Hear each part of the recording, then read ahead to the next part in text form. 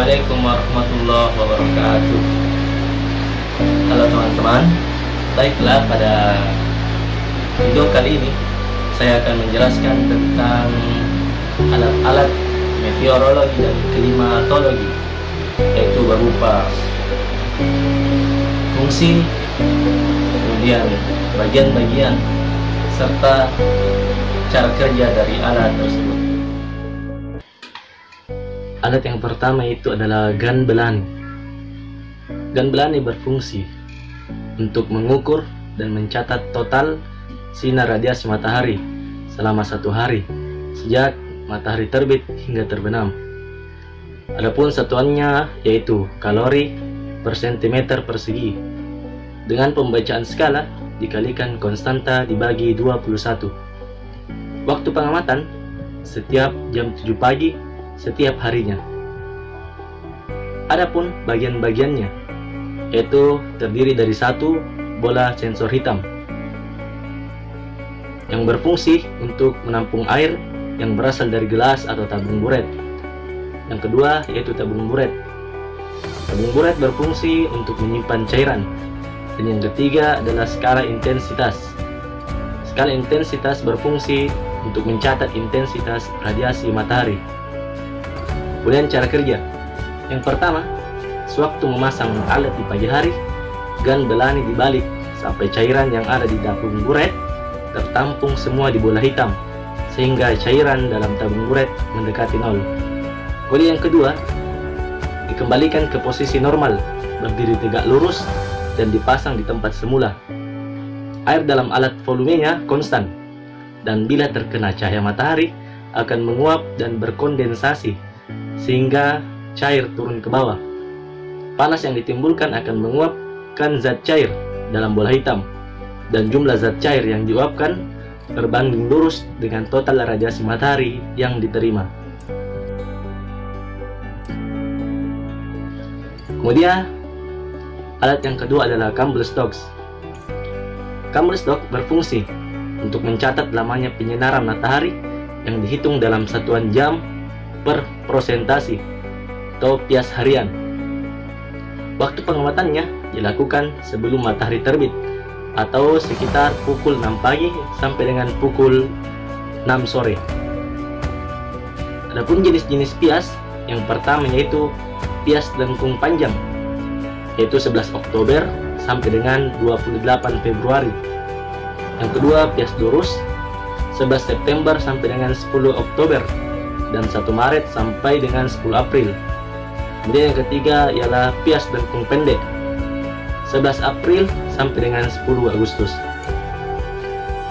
Kemudian terdiri dari beberapa bagian, yaitu bola kaca pejal yang umumnya berdiameter 10-15 cm, plat logam berbentuk mangkuk, sisi bagian dalamnya bercelah-celah sebagai tempat kartu pencatat, dan penyangga tempat bola kaca pejal yang dilengkapi dalam skala dalam bentuk derajat yang disesuaikan dengan derajat lintang bumi, bagian pendiri atau stand, bagian dasar terbuat dari logam yang dapat diatur tingkatannya.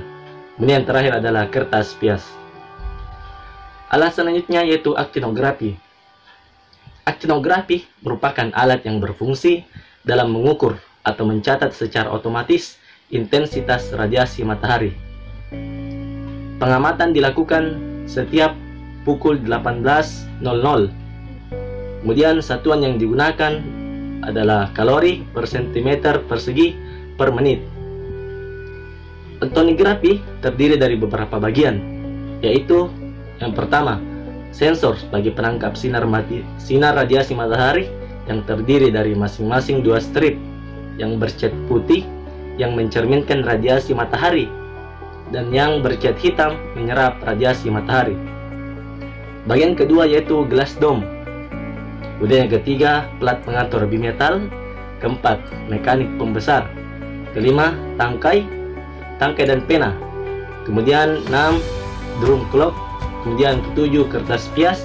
Dan yang terakhir adalah pengatur air yang berfungsi untuk merata-ratakan air. Adapun cara kerjanya yaitu panas karena radiasi yang diserap membuat bimetal melengkung. Besarnya lengkungan sebanding radiasi yang diterima sensor. Jadi, Apabila suhu naik, maka bimetal strip hitam akan melengkung. Lengkungan ini disampaikan secara mekanis ke jarum penulis di atas pias yang berputar menurut waktu. Hasil rekaman sehari ini berbentuk grafik. Adapun luas grafik atau integral dari grafik sebanding dengan jumlah radiasi surya yang ditangkap oleh sensor selama sehari. Kemudian alat selanjutnya yaitu termometer tanah, yaitu berumput dan gundul. Termometer berfungsi dalam mengukur suhu tanah. Data suhu tanah ini dan yang digunakan dalam kegiatan pemupukan tanah. Adapun waktu pengamatannya dilakukan 3 kali sehari, yaitu pada pukul 7:10, kemudian pukul 13:10, dan yang terakhir adalah pukul 17:10. Bagian-bagian termometer tanah terdiri atas pipa pelindung atau mounting, kemudian ujung besi penusuk, kemudian penekan tusukan, dan yang terakhir adalah termometer tahap 1 dan termometer tahap 2.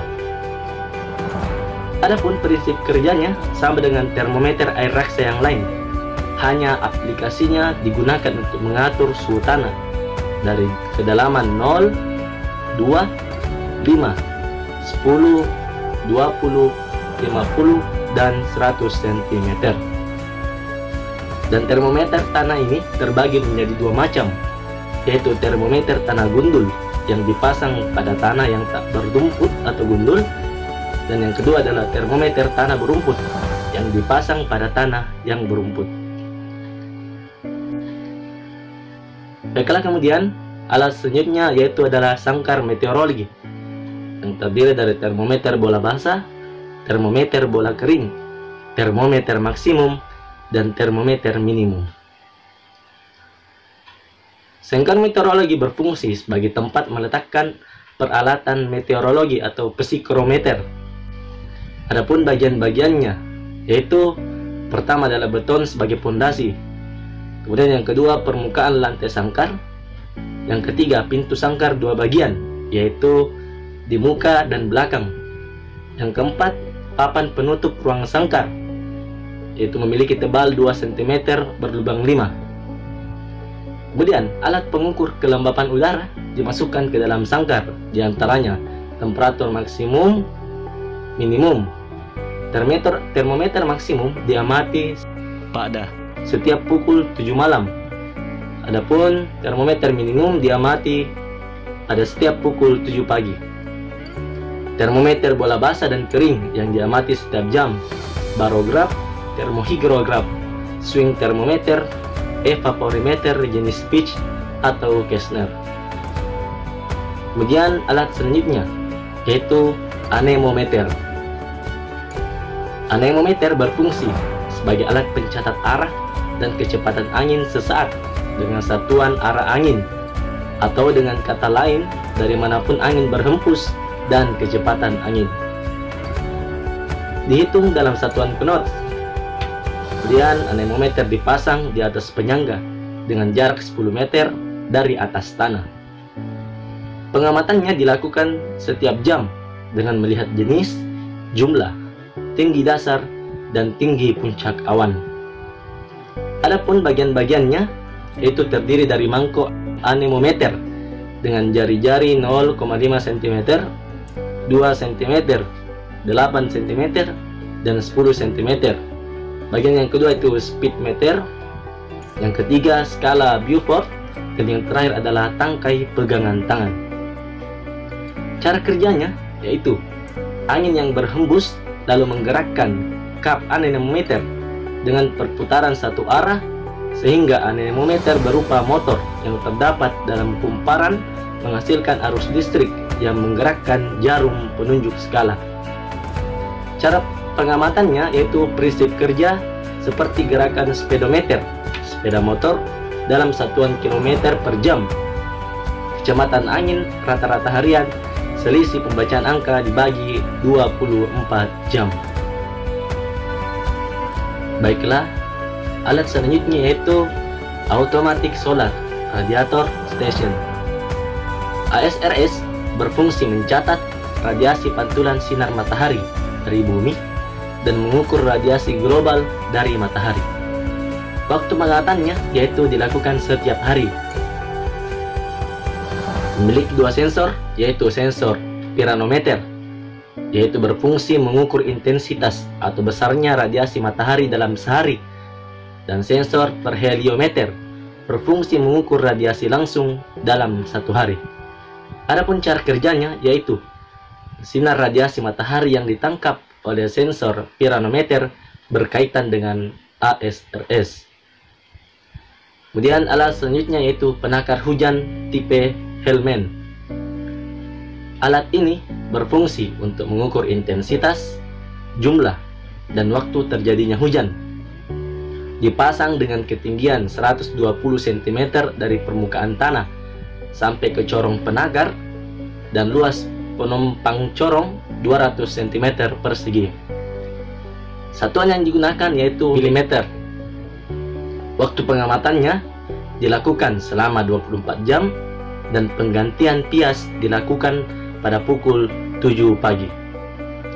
Adapun bagian-bagian penakar hujan tipe Hellman, yaitu yang pertama adalah bibir atau mulut corong, kemudian yang kedua lebar corong, yang ketiga tempat kunci atau gembok, yang keempat tangki pelampung, yang kelima silinder jam tempat meletakkan pias, yang keenam tangki pena, yang ketujuh tabung tempat pelampung, yang kedelapan adalah pelampung, 9 pintu penakar hujan, 10 alat penyimpan data, 11 alat pengatur tinggi rendah selang gelas, 12 selang gelas, kemudian yang ke-13 tempat kunci atau gembok, dan yang terakhir 14 panci pengumpul air hujan bervolume. Adapun prinsip kerja alat ini yaitu air hujan masuk melalui corong, kemudian akan terkumpul dalam tabung. Dalam tabung ini terdapat pelampung yang dihubungkan dengan tangkai pena, sehingga air yang masuk ke dalam tabung akan menekan pelampung. Maka pelampung akan naik dan tangkai pena turut bergerak ke atas. Gerakan pena tersebut akan mencatat pada pias yang dipasang pada silinder jam. Jika gerakan pena mencapai skala 10 mm pada pias, maka secara otomatis air akan turun melalui pipa sifon dan jatuh ke dalam bejana plastik. Air dalam tabung terkuras habis, sehingga tangkai pena turut bergerak turun sampai pena menuju skala 0. Jika hujan masih turun, pena akan naik lagi, dan demikian seterusnya. Kemudian alat selanjutnya yaitu penakar hujan tipe observatorium, berfungsi sebagai alat pengukur jumlah curah hujan. Adapun satuannya yaitu milimeter, dan curah hujan diukur dengan gelas penakar setiap pagi pada pukul 7 pagi. Adapun bagian-bagiannya yaitu corong penakar dengan luas 100 cm persegi, yaitu untuk memudahkan masuknya air hujan ke dalam penakar. Kemudian yang kedua tempat penampungan air hujan yang berfungsi menampung air hujan yang telah masuk melalui corong penakar. Ketiga keran air berfungsi untuk mengalirkan air ke gelas penakar. Kemudian yang keempat kaki kayu yang disanggahkan ke dalam penakar. Yang kelima pondasi atau kayu-kayu, dan yang terakhir adalah pondasi beton. Cara kerjanya yang pertama, permukaan mulut corong harus benar-benar horizontal dan dipasang pada ketinggian 120 cm dari permukaan tanah, dengan tujuan untuk menghindari kesalahan pembacaan akibat kesalahan paralak. Yang kedua, data curah hujan harian didapat dengan membuka keran dan airnya ditampung dalam gelas penakar yang dipegang tegak lurus yang bersatuan milimeter tinggi air hingga airnya habis. Yang ketiga, baca jumlah air hujan yang tertampung di gelas ukur dan catat hasilnya. Kemudian yang terakhir 4, jika diperkirakan jumlah curah hujan melebihi 25 mm sebelum airnya mencapai skala 25 mm, tutup kerannya Kemudian lakukan pembacaan dan catat hasilnya. Kemudian buang airnya dan lanjutkan pengukuran terhadap air yang masih tersisa di bak penakar hujan. Setelah selesai, jumlahkan semua hasil pengukuran yang telah dilakukan. Alat selanjutnya yaitu panci observasi atau open pan evaporimeter. Alat ini berfungsi untuk mengukur evaporasi atau penguapan pada periode waktu tertentu dengan satuan milimeter. Waktu pengamatannya dilakukan pada pukul 7.30, pukul 13.30, dan pukul 17.30. Adapun bagian-bagian adalah yang pertama adalah pondasi berkayu, kemudian yang kedua panci dari stainless ukuran diameter dengan 122 cm dan tinggi 25,4 cm. Kemudian yang ketiga steel well atau berfungsi untuk tempat diletakkannya hook gauge. Alat yang bagian keempat hook gauge berfungsi untuk mengukur perubahan tinggi permukaan air dalam panci. Kemudian magnet, kemudian cup kontur anemometer dengan tinggi 0,5 meter, serta termometer apung atau termometer air Sixbellan atau termometer minimum dan minimum pada air.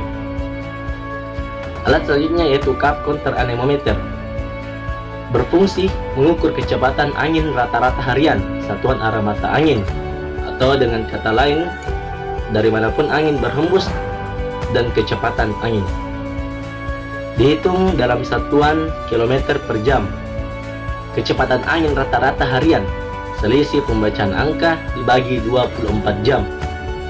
Cup counter bergerak dengan satu arah. Adapun bagian-bagiannya yaitu terbagi menjadi dua, cup anemometer dan counter anemometer. Cup anemometer berfungsi sebagai alat penggerak dan perkiraan kecepatan angin, sedangkan counter anemometer berfungsi sebagai pencatat kecepatan angin berdasarkan perputaran cup anemometer. Apabila angin datang, maka cup anemometer akan berputar, kemudian dengan otomatis counter anemometer akan menghitung kecepatan dari angin yang ditangkap oleh cup anemometer. Kemudian alat selanjutnya adalah Automatic Rainwater Station atau ARWS. Automatic Rainwater Station berfungsi sebagai alat yang digunakan dalam pengambilan sampel air hujan yang akan diuji tingkat keasamannya di laboratorium. Dengan adanya alat ini, air tidak akan tercemar dan terkontaminasi. ARWS terdiri dari dua bucket, yaitu wet bucket dan dry bucket. Bagian-bagian Automatic Rainwater Station atau ARWS yaitu yang pertama adalah bibir atau mulut corong, kemudian yang kedua adalah lebar corong, yang ketiga adalah tempat kunci atau gembok, yang keempat tangki penampung, yang kelima silinder jam tempat meletakkan pias, yang keenam tangki pena, yang ketujuh tabung tempat pelampung, yang kedelapan pelampung, 9 pintu penakar hujan, 10 alat penyimpan data, 11 alat pengatur tinggi rendah selang gelas, 12 selang gelas, 13 panci pengumpul air hujan bervolume. Prinsip kerjanya, jika terjadi hujan, maka sensor akan memberikan trigger kepada sistem kontrol untuk membuka tutup tempat penampungan air yang digerakkan oleh motor listrik. Selama hujan penutup tersebut tetap terbuka, kemudian setelah hujan berhenti, maka penutup akan bergerak ke posisi semula, sehingga air hujan yang di tempat penampungan tidak terkena kotoran lain karena tertutup rapat. Barulah sampel air hujan tersebut dikirim ke laboratorium kualitas udara BMKG untuk dianalisa. Kemudian alat yang terakhir adalah HV sampler.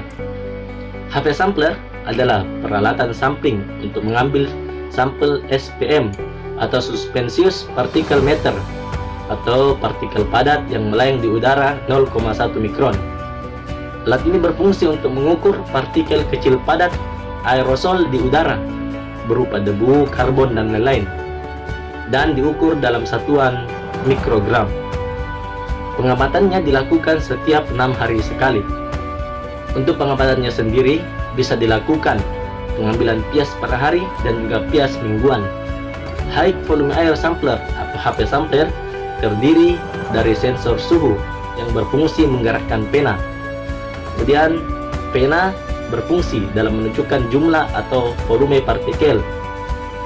Kertas pias berfungsi dalam mencatat jumlah, volume partikel, dan yang terakhir rambut yang berfungsi sebagai sensor kelembaban.